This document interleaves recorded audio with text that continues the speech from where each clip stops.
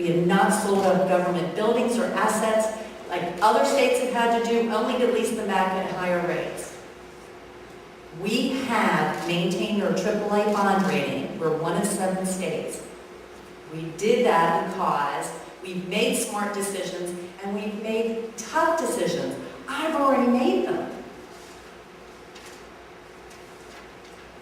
We have the AAA bond rating, which means business can do business as cheaply as possible throughout this, compared to any other state in the country. We've recruited, since January of 2008, 12 new corporations to Virginia, even in this economy.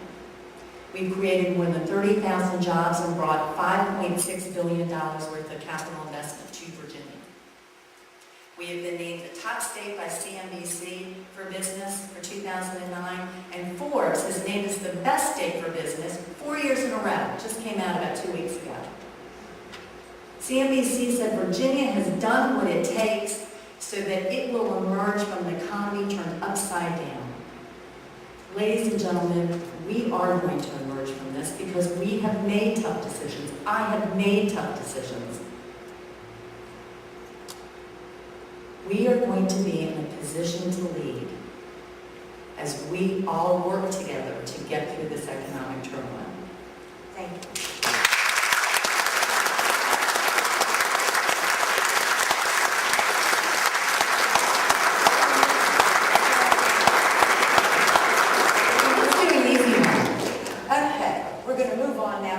Specific questions that are designated for each candidate individually. Each candidate will get 2 minutes to respond in this segment. And we're going to start with you, Delegate Valentine. Question specifically for you is, how has your position on gun control changed in the past 2 years since the NRA gave you a D rating? And if it has changed, why has it changed? Do you know what my rating is now? It's a B. When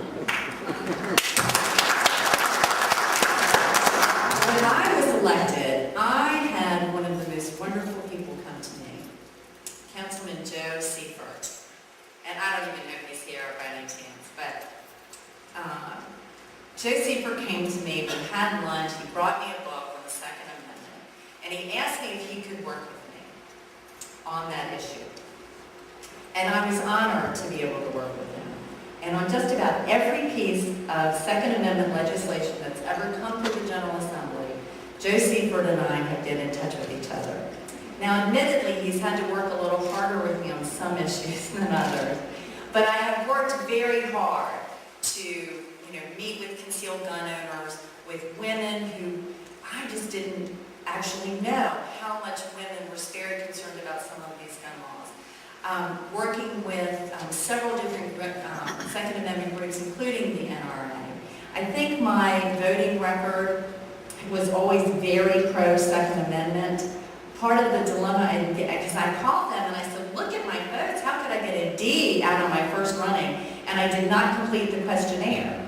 So I've learned over the years to complete the questionnaire, to be perfectly honest, and that's how you get your ratings. But I am very proud of my ratings. I'm very proud of my votes. I continue to learn. I reserve the right to be smarter tomorrow than I am today. So I think you all will see an evolution. I vote for safety and common sense. And I think most people, once they look at my legislation, understand that record very well.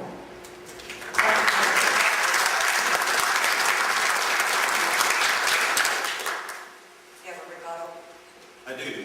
On gun control, you may or may not know, I have an A rating, and I've been endorsed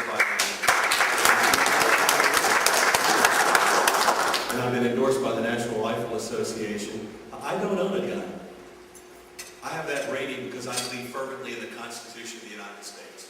And the Second Amendment of the Constitution grants us the privilege and, frankly, the duty to keep and bear arms. And you know why I believe in the Constitution? Because I also believe in the 15th Amendment, which gave Andre Whitehead the right to vote, African Americans, in 1870.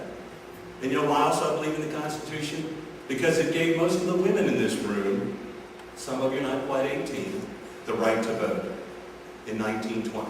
So if we're going to give up the Second Amendment, why don't we give up the 15th and tell our African Americans, tell our black community they no longer have the privilege and the right, and frankly the duty, the obligation to vote. Or take it away from the women in our community. I don't think either one of those is right. I do support the gun, I do support our Second Amendment for that reason. And now, question specifically for you, Dr. Garrett.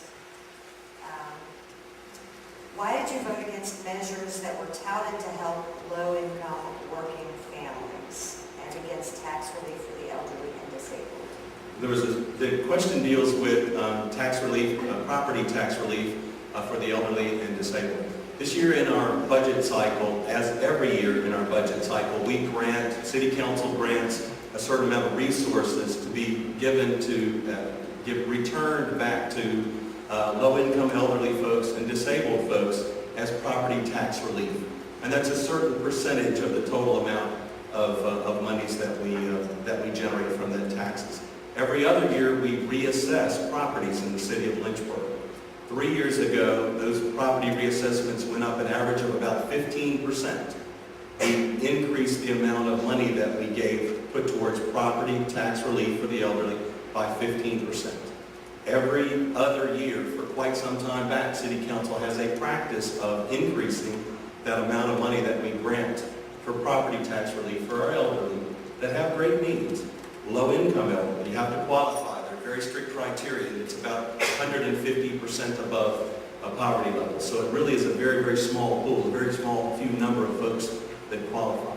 In this budget cycle, our property tax assessments went up 5%. And as an aside, as you know, I did not vote to raise taxes during this budget cycle. It was the wrong message, it was the wrong time, and we didn't need to do it. What Kim Payne put as a proposal for City Council was for us to increase personal property tax relief for the elderly and disabled by 5%. Now, we had just affirmed earlier in the day that this came up on City Council as I had been pushing and pushing and pushing and speaking out in support and standing up for our city employees who work hard and serve each one of us in this room admirably and honorably and daily. And City Council had affirmed that if there's any money left at the end of the day, if there's any money left at the end of the year, we will return that money to the citizens. Well, the very last item that we discussed was property tax relief for the elderly. And we had already apportioned it's about $30,000, and there was about $60,000 extra that was left. So Councilmember Gillette motioned to grant 15% instead of the 5%. It's 3 times more than what we had historically done this year for personal property tax relief. Vice Mayor Dodson then said, City Council, I warn you, what you give us, you can't take back. And if assessments go down next year, we won't have that money to be able to give out in property tax relief.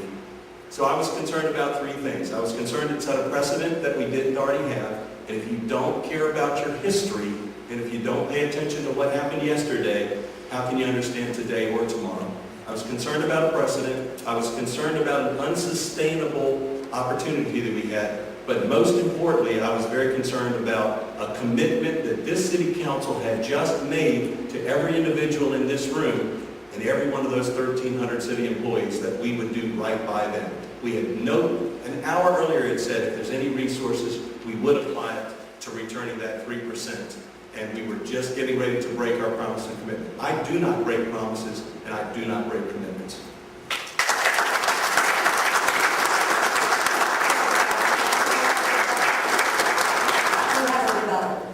Well, I don't really have a rebuttal. I just want to make sure I understand correctly that you did not vote for tax relief for seniors or disabled. No. See, I'm going to let him explain.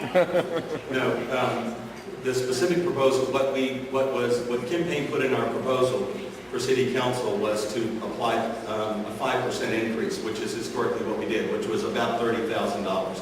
At the end of the day, we actually had $90,000, $60,000 more than that. So the proposal was to put 15% instead of the 5%, so $90,000 instead of $30,000 towards it.